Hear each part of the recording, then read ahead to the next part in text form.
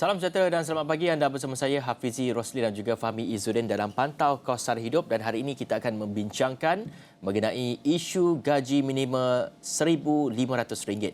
Penguatkuasaan gaji minima ini membabitkan majikan yang mempunyai kurang daripada 5 pekerja berkuat kuasa mulai 1 Julai lalu, dan umum mengetahui pelaksanaan gaji minimum ini adalah sangat bertepatan dengan peningkatan kos sara hidup pada ketika ini. Dan namun pastinya dalam diskusi ini kita perlu menyelusuri juga suara hati majikan supaya kita dapat tahu bagaimana agaknya cabaran yang dihadapi mereka sebenarnya. Ya, dan persoalannya di sini, adakah majikan benar bersedia atau mungkin ia dilihat satu langkah yang mencabar juga? Untuk itu kita akan bersama dengan Datuk Syamsuddin Bardan, Pengarah Eksekutif Persekutuan Majikan Malaysia MEF. Selamat pagi, Datuk. Selamat pagi. Assalamualaikum warahmatullahi wabarakatuh. Waalaikumsalam. Baik, Datuk, melihat kepada kenyataan ataupun penguatkuasaan gaji minimum RM1,500 ini, apa mungkin reaksi yang boleh Datuk sampaikan? Itulah, bila kita mengatakan tentang pelaksanaan gaji minimum RM1,500 yang dilaksanakan pada 1/7 baru-baru ini ada terpakai kepada syarikat-syarikat yang dipanggil sebagai syarikat mikro ataupun micro enterprises, di mana mereka mempunyai kurang daripada 5 pekerja, ya. Dan bila kita katakan syarikat-syarikat ini adalah syarikat mikro, sebenarnya jumlahnya adalah besar, dan dianggarkan kira-kira 650,000 syarikat-syarikat sedemikian di Malaysia. Dan cabaran yang paling getih mereka hadapi adalah tentang kemampuan mereka untuk membayar additional cost yang timbul daripada pelaksanaan 1,500 gaji minima ini, kerana mereka masing-masing menghadapi apa yang dipanggil sebagai aliran wang tunai yang begitu sempit sebenarnya, dan ini timbul apabila mereka terpaksa membayar lebih untuk hutang-hutang piutang mereka, kerana kita tahu bahawa OPR telah dinaikkan kepada 3% sejak daripada bulan Mei 2023. Jadi ini adalah satu cabaran besar kepada mereka sebenarnya, dan mungkin ada setengah mereka itu tidak akan dapat terus bertahan dan mungkin terpaksa gulung tikar, ya, syarikat-syarikat kecil ni. Ya, dan Datuk, kalau kita lihat ya kepada pelaksanaan ini, sudah pasti ia akan memberi satu cabaran yang besar juga kepada syarikat-syarikat, yang terutamanya kalau kita tahu syarikat yang menggaji pekerja di bawah 5 orang ini, dari segi keuntungan yang mereka jana itu tidaklah sebanyak mereka yang ataupun syarikat yang mempunyai pekerja yang berpuluh-puluh dan sebagainya. Namun kita harus melihat secara realistiknya, adakah ini masa yang sesuai untuk dilakukan ataupun dikuatkuasakan ataupun tidak, dan juga bagaimana agaknya dari sudut mungkin cabaran getir untuk syarikat-syarikat ini pada masa akan datang, Datuk? Ya, sebenarnya kalau kita lihat mengapa sebenarnya kerajaan menangguhkan pelaksanaan gaji minima 1,500 ni kepada syarikat-syarikat yang kecil ni, ini adalah untuk memberi peluang kepada mereka untuk meningkatkan perniagaan dan menguruskan aliran wang tunai dengan lebih baik lagi. Kita tahu bahawa gaji minima 1,500 itu mula dilaksanakan pada 1 bulan Mei 2022, tetapi untuk mereka pertamanya diberikan penangguhan sehingga 1 bulan Januari 2023, dan selepas itu kerajaan merasakan bahawa keadaan tidak begitu membenarkan, jadi ditangguhkan lagi sehingga 6 bulan, dan ianya dilaksanakan pada 1 bulan Julai 2023. Jadi kalau kita lihat keadaan ekonomi syarikat-syarikat kecil ini semasa 1 bulan Mei 2022, 1 bulan 1 bulan 1 2023, dan juga sekarang ini, keadaannya tidak banyak berbeza sebenarnya, dan keadaan lebih menghimpit, ya. Dan tadi dikatakan bahawa memang keuntungan untuk syarikat-syarikat ini tidak begitu besar, dan kebanyakan mereka sebenarnya menghadapi kemerosotan pendapatan kerana pasaran di Malaysia juga tidak begitu memberangsangkan, dan juga keadaan pasaran di antarabangsa jika mereka memberikan perkhidmatan kepada syarikat-syarikat lebih besar juga tidak memberangsangkan. Jadi rata-rata mengatakan bahawa keuntungan mereka sekarang ni menurun sehingga kurang daripada 7% daripada modal mereka. Jadi bila keadaan ini berlaku sedemikian di mana keuntungan itu adalah kurang daripada 7%, bermakna mereka itu bukan sebenarnya membuat keuntungan, malahan mereka rugi di dalam menjalankan perniagaan berkenaan. Jadi masalahnya di sini adalah bagaimana kita hendak melaksanakan gaji 1,500 ini bila keadaan ekonomi syarikat-syarikat kecil ini adalah begitu mencabar dan tidak begitu memberangsangkan, tidak begitu menonjol kalau dibandingkan dengan apa yang berlaku pada 1 bulan Mei 2022 dan juga apa yang berlaku pada 1 bulan Januari 2023. Jadi keadaannya sama, malah lebih teruk lagi, dan jadi keadaannya sekarang ni saya bimbang sebenarnya mereka tidak boleh bertahan. Ya. Dan Datuk, bercakap mengenai ekonomi yang mencabar ni, saya kira pastinya antara sebab utama mengapa kenaikan gaji minimum 1,500 ini adalah rentetan kononnya menjadi alasan untuk memastikan pekerja-pekerja ini mendapat gaji yang setimpal ataupun lebih bermaruah.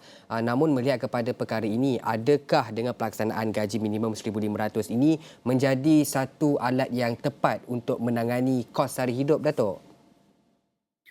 Sebenarnya kalau kita lihat tujuan gaji minima ini bukanlah untuk mengimbangi kenaikan kos sara hidup. Saya merasakan bahawa kos sara hidup itu harus ditangani dengan cara-cara lain, bukan melalui peningkatan gaji minima. Kerana kalau kita tingkatkan gaji, apa yang akan berlaku sebenarnya adalah syarikat-syarikat ini akan cuba untuk pass on dia punya kos itu kepada para pelanggan, ya. Jadi bila ini berlaku, sudah tentulah kenaikan indeks harga pengguna itu akan menjadi lebih tinggi.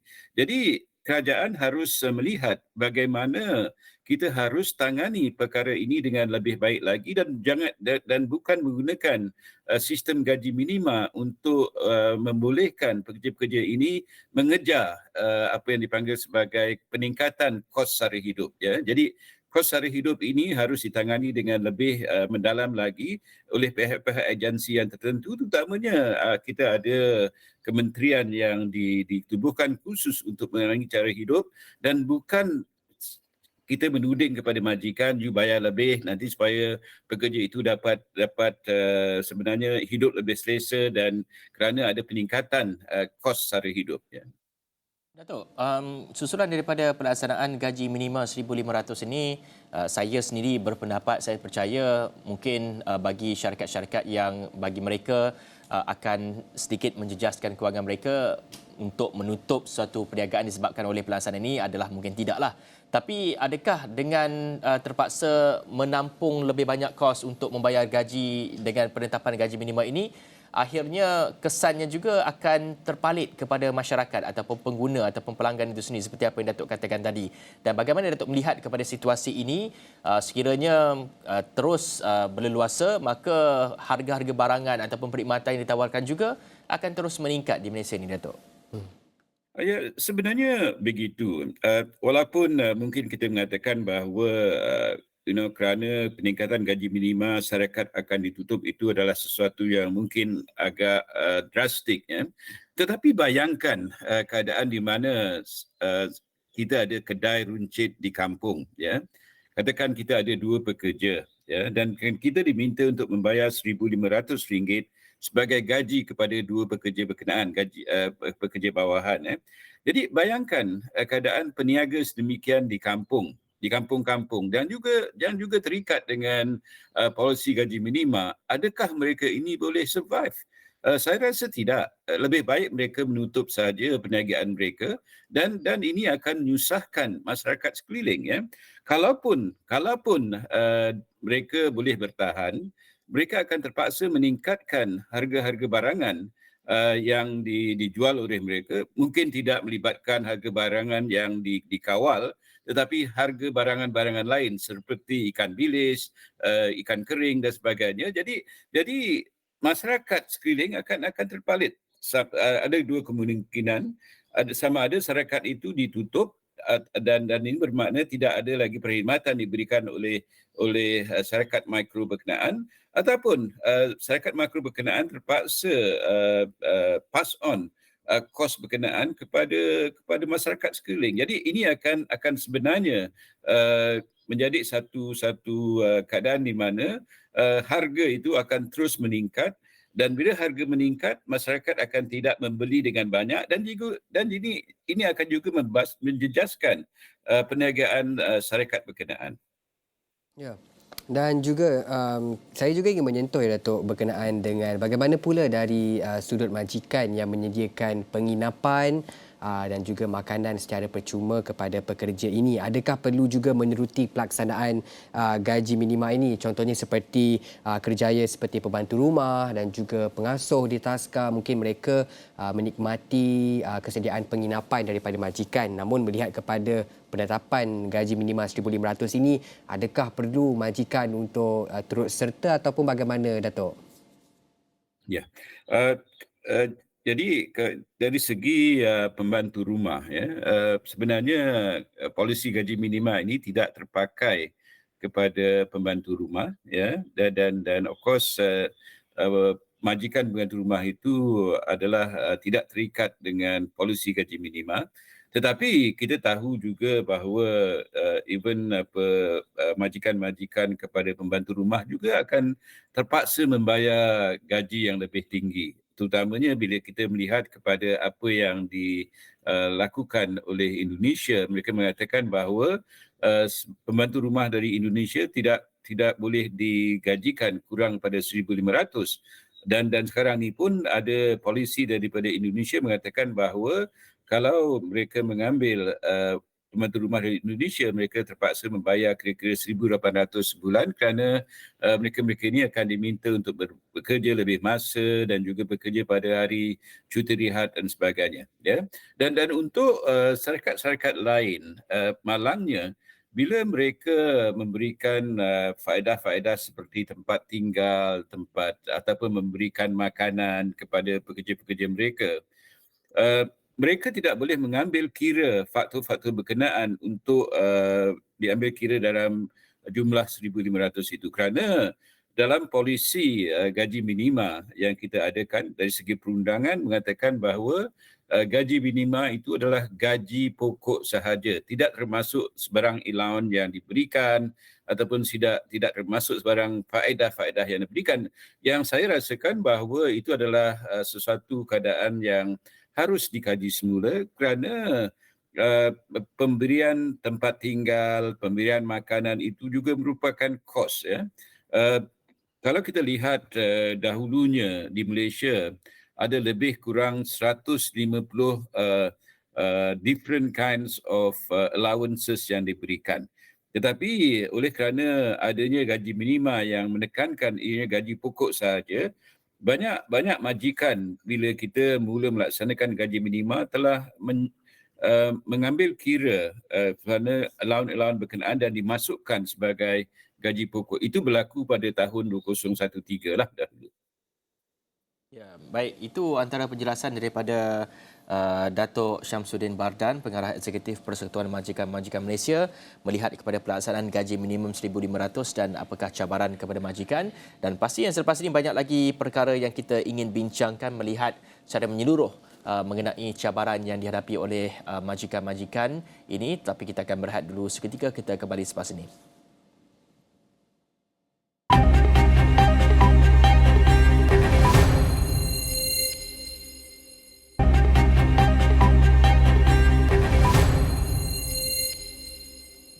Ya, bertemu kembali dalam Pantau Kos Sara Hidup. Tapi sebelum itu, kami ingin membawakan perkembangan persidangan kesejahteraan sosial antarabangsa ISWC 2023 yang ke-10 akan berlangsung pada 5 dan 6 Julai bertempat di Hotel Mandarin Oriental Kuala Lumpur dan bertemakan Changing the Game, Building the World We Want. Ia merupakan anjuran KWSP bersama Kementerian Kewangan, Unit Penyelarasan Pelaksanaan ICU Jabatan Perdana Menteri JPM serta Persatuan Keselamatan Sosial Antarabangsa ISSA. Pasukan niaga awani akan bersiaran secara langsung dari lokasi bermula pukul 9 pagi sehingga 12 tengah hari ini untuk mengupas isu berkait kesejahteraan dan perlindungan sosial. Ya, pelbagai isu akan dibincangkan termasuk soal perlindungan sosial, gaji progresif, pindaan akta berkait perlindungan sosial dan silver ekonomi. Malah persidangan itu akan mencari penyelesaian jurang kritikal dalam perlindungan sosial dalam menjamin masyarakat terangkum dan berdaya tahan. Dan pakar dari dalam dan luar negara dibawa untuk mengupas isu ini dengan lebih mendalam dan semua itu kami akan rangkumkan dari masa ke masa. Dan untuk awal ni pagi, kami turut membawa tema sama bersempena ISWC iaitu soal gaji minimum RM1,500 yang sudah dilaksanakan. Ya, dan kita juga ingin terus kembali kepada perbincangan kita bersama dengan Datuk Syamsuddin Badan. Datuk, kita juga ingin melihat kepada isu ini. Mungkin boleh kongsikan juga bagi pekerja-pekerja non-eksekutif, mereka mempunyai overtime dan kebanyakan daripada mereka memang bergantung harap kepada overtime ataupun OT ini untuk survive. Jadi bagaimana solusi bagi majikan untuk menjalankan operasi dengan perlu keluarkan bayaran tambahan, Datuk? Ya, sebenarnya memang betul di Malaysia bila kita membuat kajian pekerja-pekerja non-eksekutif ini sebenarnya bergantung harap kepada bayaran overtime dan pendapatan mereka sebenarnya merangkumi kira-kira 30% daripada bayaran overtime, ya. Tetapi bila majikan diperlukan untuk membayar gaji minima yang lebih, sudah tentu majikan supaya mereka dapat terus bertahan dan mengimbangi kos yang lebih tinggi.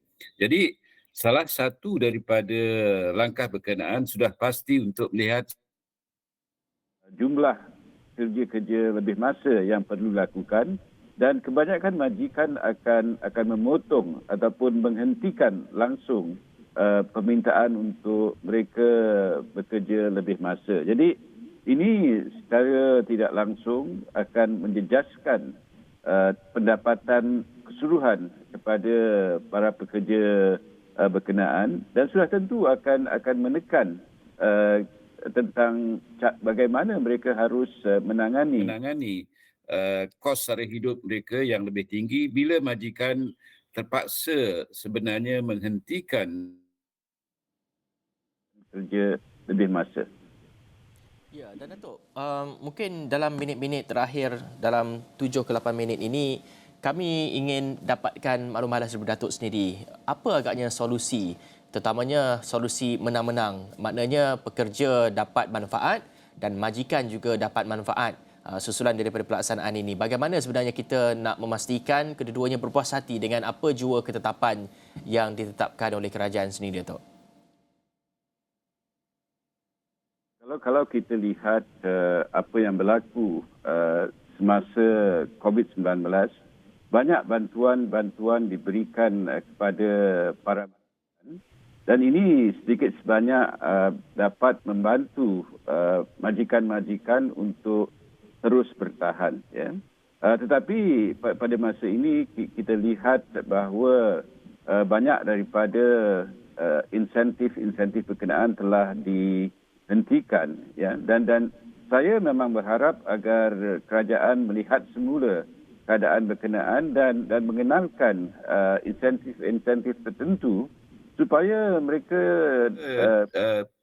terutamanya peniaga-peniaga kecil dan yang micro enterprises ini dapat bertahan, ya. Dan juga saya melihat keadaan di mana kalau seseorang itu mahu untuk menceburi bidang perniagaan kecil yang macro enterprises ni, mungkin mereka akan menyemak semula keadaan berkenaan dan mungkin berkeputusan untuk tidak menceburi bidang berkenaan kerana kosnya yang tinggi. Jadi saya berharap benar agar pihak kerajaan dapat memberikan insentif-insentif tertentu supaya lebih ramai lagi entrepreneurs yang kecil ini dapat memasuki bidang perniagaan mikro ini dan dapat membantu untuk mewujudkan lebih banyak peluang pekerjaan.